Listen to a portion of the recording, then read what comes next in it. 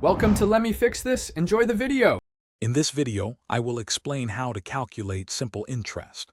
Simple interest is a straightforward method to determine the interest charge on a loan or the interest earned on an investment. It's calculated solely on the original principal amount.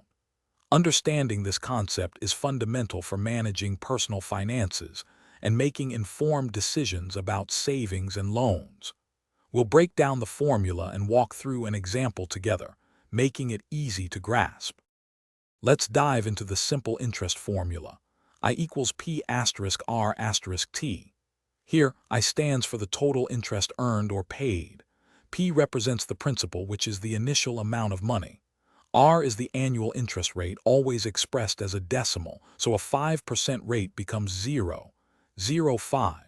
Finally, T is the time period in years. If time is given in months, remember to convert it to years by dividing by 12. Let's work through an example. Imagine you invest $1,000 at a 5% annual simple interest rate for 3 years.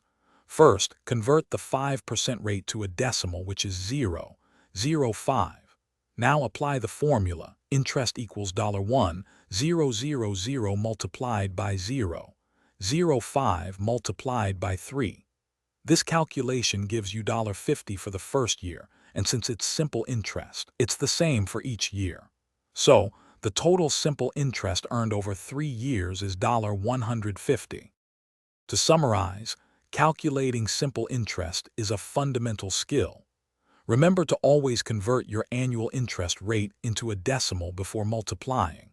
Also, ensure your time period is expressed in years to get the correct outcome. This method provides a clear picture of the interest accrued on the initial principal, making it a valuable tool for basic financial planning and understanding how money grows or costs over time. Thanks for watching. If you found this helpful, don't forget to like and subscribe.